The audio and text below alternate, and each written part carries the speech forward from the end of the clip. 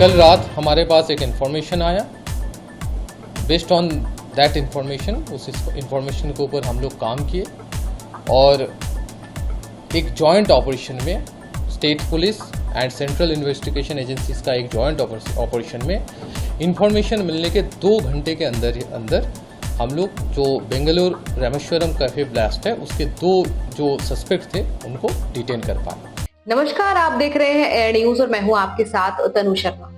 बेंगलुरु के Rameswaram cafe blast मामले में एनआईए को बड़ी सफलता मिली। राष्ट्रीय जांच एजेंसी यानी एनआईए ने साजिश के मुख्य साजिशकर्ता समेत 2 आरोपियों को बंगाल से गिरफ्तार कर लिया है। इन दोनों के नाम अब्दुल मतीन ताहा और मुसाफिर हुसैन शाजिब हैं। एनआईए के अनुसार दोनों आरोपियों को बंगाल के पूर्वा मेदिनीपुर जिले से गिरफ्तार किया गया है। वो यहाँ लंबे समय से ठिकाना बनाकर छिपे हुए थे। शाजिब ने बेंगलुरु के एक कैफे में आईईडी रखा था, जबकि ताहा ने इसका पूरा प्लान बनाया था। आपको बता दें कि बेंगलुरु के रामेश्वरम कैफे में पिछले महीने 1 मार्च को दोपहर करीब 1 बजे बम ब्लास्ट हुआ था, जिसमें 9 लोग बुरी तरह से घायल हो गए थे। आरोपियों की गिरफ्तारी करने के बाद एजेंसी ने कोलकाता के एक अस्पताल में उनकी मेडिकल जांच कराई। इसके बाद उन दोनों को एनआईए कोर्ट में पेश किया गया, जहां कोर्ट ने उन्हें 3 दिन की ट्रांजिट रिमांड पर भेज दिया। बता दें कि एनआईए ने हाल ही में बताया था कि मुसाफिर हुसैन शाजिब मामले का मुख्य आरोपी और अब्दुल मतीन ताहा सह आरोपी हैं। दोनों शिवमोगा जिले के तीर्थहल्ली के रहने वाले हैं। इससे पहले एजेंसी ने उनकी तलाश में यूपी, कर्नाटक और तमिलनाडु के 18 ठिकानों पर छापेमारी की थी।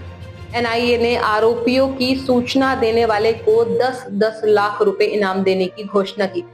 एजेंसी ने मामले में बीजेपी के कार्यकर्ता साई प्रसाद को भी हिरासत में लिया था। एजेंसी का कहना था कि उनका कैफे ब्लास्ट के आरोपियों से संबंध है। इतना ही नहीं, ये दोनों साजिशकर्ता पश्चिम बंगाल के कोलकाता और मेदिनीपुर शहरों के होटलों में रुके और होटल कर्मचारियों को बताया कि वे झारखंड और त्रिपुरा से हैं। सीसीटीवी फुटेज में आरोपी को कोलकाता के इकबालपुर इलाके में ड्रीम गेस्ट हाउस में चेकिंग करते हुए दिखाया गया है।